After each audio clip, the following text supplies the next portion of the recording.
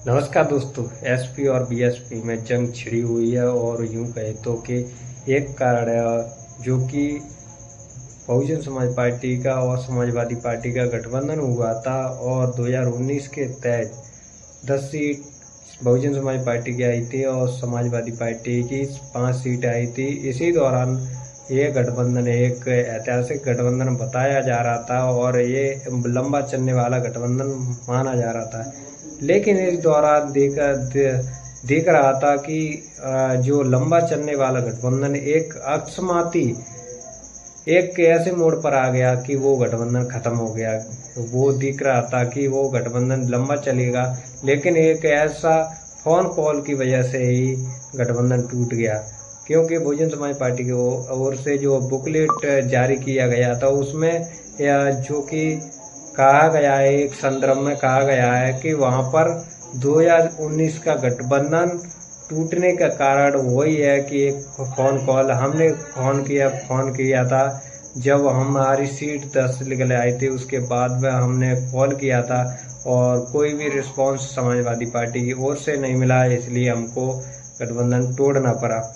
और ये हमारी सम्मान व मान सम्मान की बात थी, इसलिए हमें एक जो कि एक सिस्टम के द्वारा हम ये कतई बर्दाश्त नहीं करते कि हमारा कोई भी मान सम्मान मानता नहीं है या बात हमारी पार्टी के द्वारा बात नहीं करता। इसलिए बहुजन समाज पार्टी की ओर से गठबंधन तोड़ दिया गया और समाजवादी पार्टी की ओर से कहा गया कि हमें अचानक से शॉर्ट हो गए थे हम, क्योंकि हमको अचानक से ये खबर मिली कि गठबंधन टूट चुका है। हम आजमगढ़ में अपने एक जनसभा कर रहे थे, इसमें बीएसपी और समाजवादी पार्टी के दोनों नेता सभी नेता थे मौजूद थे उस मंच पर, और हमको अचानक से पता पड़ी कि गठबंधन टूट चुका है। तो इसी दौरान दोनों तरफ से अभी बयानबाजी चल रही है। 2027 का चुनाव आने वाला है और इसमें 2027 के चुनाव में बहुत अच्छा प्रदर्शन करने के लिए बहुजन समाज पार्टी अपने जोर शोर से प्रचार प्रसार में लगी हुई है और इससे देखना होगा कि आगे का रिजल्ट क्या रहता है।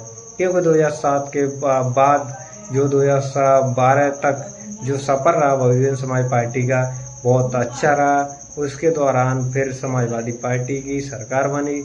उसके बाद में जो बहुजन समाज पार्टी का ग्राफ गिरता गया, 2014 का चुनाव में 0 सीट आई, 2019 के में गठबंधन के द्वारा 10 सीट आई और फिर उसके बाद 2022 का चुनाव 0 रहा कि 1 सीट निकली।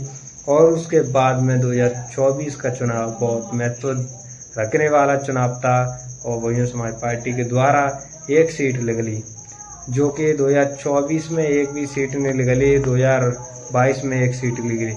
इसी दौरान देखना होगा कि अब की बार 2027 में क्या बहुजन समाज पार्टी अपना प्रदर्शन करती है, क्योंकि 2027 में उनके लिए कहने के लिए बहुत कुछ होगा, क्योंकि एक आरक्षण का मसला उनके पास में मिल चुका है।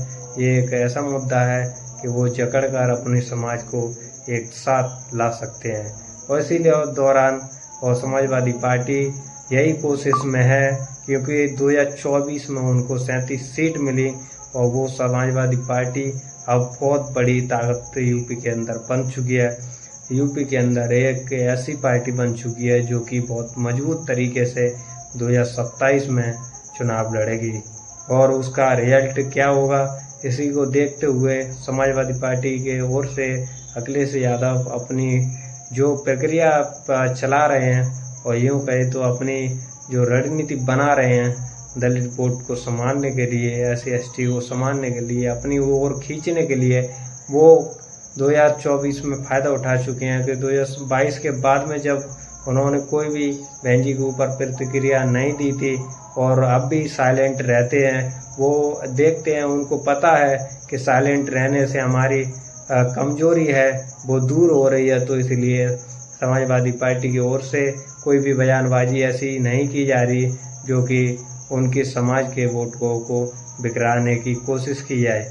इसलिए समाजवादी पार्टी की ओर से बहुत अच्छा प्रदर्शन रहा और 2024 में अच्छा प्रदर्शन रहा और अब 2027 में देखना ये होगा कि कैसा रिजल्ट मिलता है। ऐसा ही मैं आज जैसे कि दोनों ओर से बहुजन समाज पार्टी और समाजवादी पार्टी दोनों अपने जंग में छिड़ी हुई हैं, एक दूसरे पर आरोप प्रत्यारोप लगा रहे हैं। और ऐसे में यही होगा कि ये पार्टी आगे के लिए रणनीति बना रही हैं अपनी समाज के वोट को जोड़ने के लिए। यहाँ पर देखना होगा कि अब आगे क्या समय क्या प्रभाव पड़ता है या क्या समय बदलता है, या 2027 में जैसे कि यहाँ पर 2024 के चुनाव में 37 सीट लगने के बाद में एक मजबूती से उभरती हुई पार्टी देख रही थी समाजवादी पार्टी, क्या इसी प्रकार 2027 में उभरती हुई दिखेगी? क्या ऐसे ही वोट बैंक एक साथ लेकर और 2027 में जो कि समीकरण बनाएगी समाजवादी पार्टी, ऐसा ही होता है तो 2027 का चुनाव एक ऐतिहासिक चुनाव और देखने वाला होगा, क्योंकि 27 का चुनाव बहुत महत्व रखने वाला है। क्योंकि बहुजन समाज पार्टी के लिए एक जो कि किरण है, जो उम्मीद की किरण है, जो अब दिख रही है, जो अब एक्टिव तरीके से बहुजन समाज पार्टी की ओर से सभी नेता चल रहे हैं और समाजवादी पार्टी की ओर से उन्होंने बहुत एक्टिव तरीके से जो कि आमने सामने की लड़ाई में अपना वजूद बनाया। इसको कैसे बहुजन समाज पार्टी गिरा पाएगी या नहीं, वो तो आगे ही देखना होगा।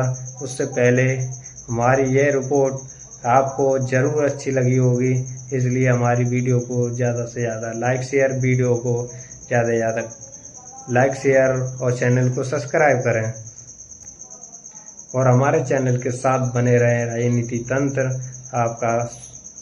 आपका सपोर्ट हमारे लिए बहुत महत्व रखने वाला होगा, क्योंकि यहाँ हम आपको हर तरह की बात बताते हैं, हर तरह का सवाल देते हैं और आपको हर सवाल का जवाब देते हैं।